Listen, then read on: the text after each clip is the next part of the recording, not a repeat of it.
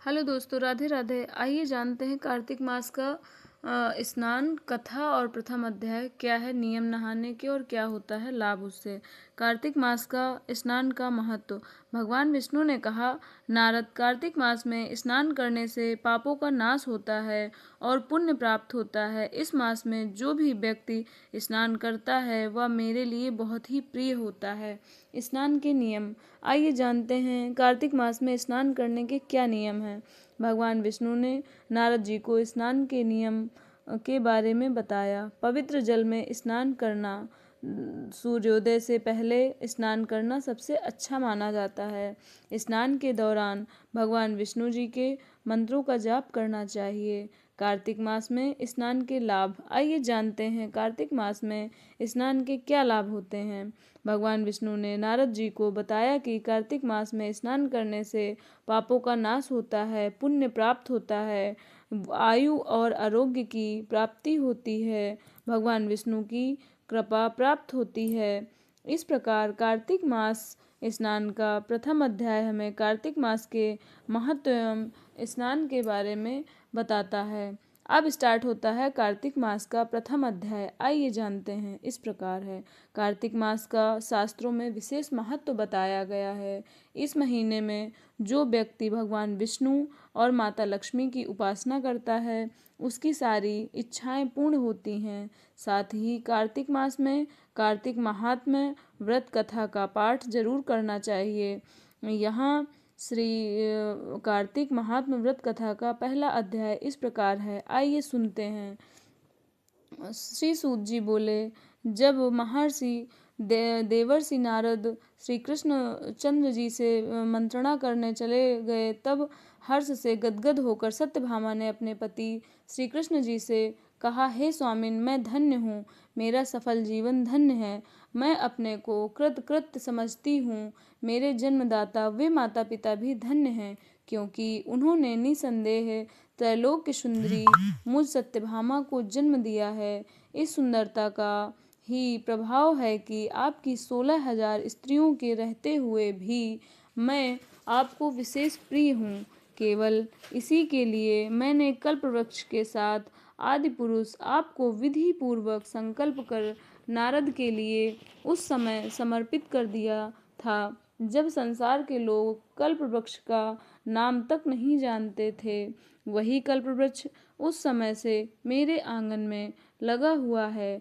हे मधुसूदन, तीनों लोकों के स्वामी भगवान लक्ष्मीपति की मैं अतिशय प्रियतमा हूँ। इसीलिए मैं आपसे कुछ पूछने की इच्छा करती हूँ। यदि आप चाहते हैं तो मेरे प्रश्न का उत्तर विस्तार पूर्वक मुझसे कहिए, जिसे सुनकर मैं अपना कल्याण करूँ। मुझे वह उपाय बताइए जिससे कल्प पर्यंत भी मेरा एवं आपका वियोग कदापि न हो। श्री सूत जी ने कहा कि इस प्रकार अपनी प्रियतमा सत्यभामा की बातें सुनकर श्री कृष्ण जी मंद मंद मुस्कुराने लगे।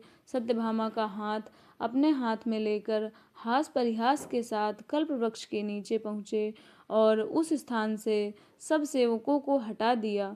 सत्यभामा की ओर देखकर हंसे, साथ ही पूछा कि क्या वह उपाय सुनोगी।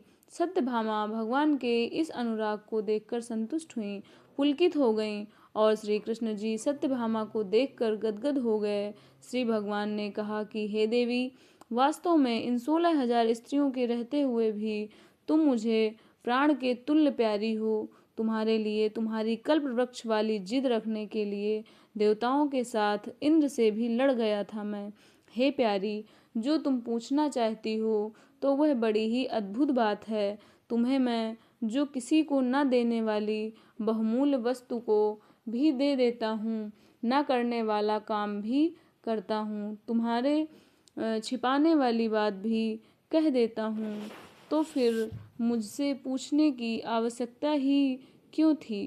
तुम्हारे मन में जो प्रश्न हो हे सुंदरी पूछो, मैं कहूँगा। सत्यभामा ने कहा, हे प्राणनाथ, मैंने पूर्व जन्म में कौन सा दान, व्रत अथवा तपस्या की थी जिसके प्रभाव से मैं संसार में पैदा होकर भी संसार की बाधाओं से मुक्त हूँ और आपकी अर्धांगिनी हूँ। सर्वदा गरुड़ पर सवारी करती हूँ। आपके साथ इंद्रादिक देवताओं के यहाँ आपके जाने पर आपके साथ मैं भी जाती हूँ। यही मैं पूछती हूँ कि मैंने उस जन्म में कौन सा शुभ कर्म किया है, पूर्व जन्म में मैं कौन थी, मेरा कैसा स्वभाव था और मैं किसकी पुत्री थी। श्री कृष्णचंद्र जी ने कहा, हे देवी, हे प्रिय, तुम सावधान होकर सुनो। मैं तुम्हारे पूर्व जन्म की कथा कहता हूँ।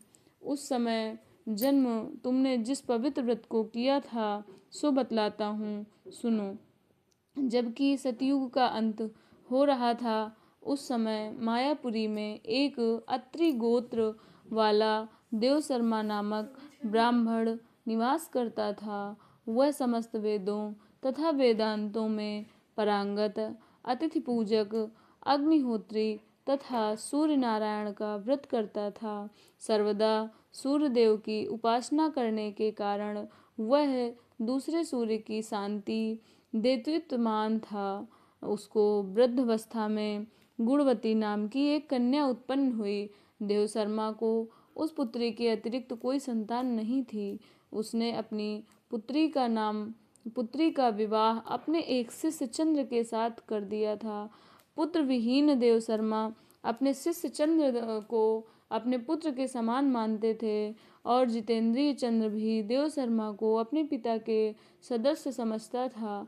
एक दिन चंद्र और देवशर्मा दोनों कुश और समिधा लाने के लिए वन में गए और इधर उधर घूमते घूमते हिमालय के समीप एक उपवन में पहुंच गए। तब उन्होंने एक विकराल राक्षस को अपनी ओर आते हुए देखा। उसे देखकर ये दोनों भय से व्याकुल हो गए, शरीर के अंग शिथिल हो गए और वे भागने में असमर्थ हो गए। यम स्वरूप उस राक्षस ने उन दोनों को मार डाला। उन दोनों के धार्मिक स्वभाव के कारण उन दोनों को वैकुंठ धाम में पहुंचाया।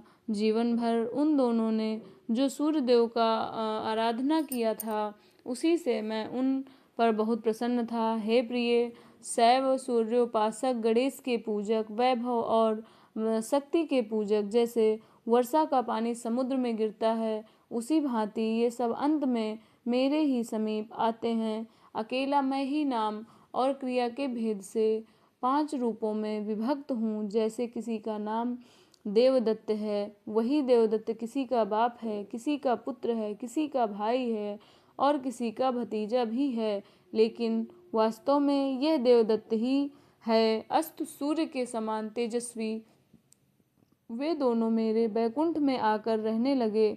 विमान पर यात्रा करते थे, उनका मेरे समान रूप था। वे मेरे ही समीप रहते थे और उनके शरीर में दिव्य चंदन लगा रहता था। इस प्रकार कथा का समापन होता है। यह था कार्तिक मास के प्रथम अध्याय का प्रथम सोपान, जो कि समाप्त होता है। अगर वीडियो अच्छा लगा हो तो लाइक एंड सब्सक्राइब करें। राधे राधे, जय माता दी।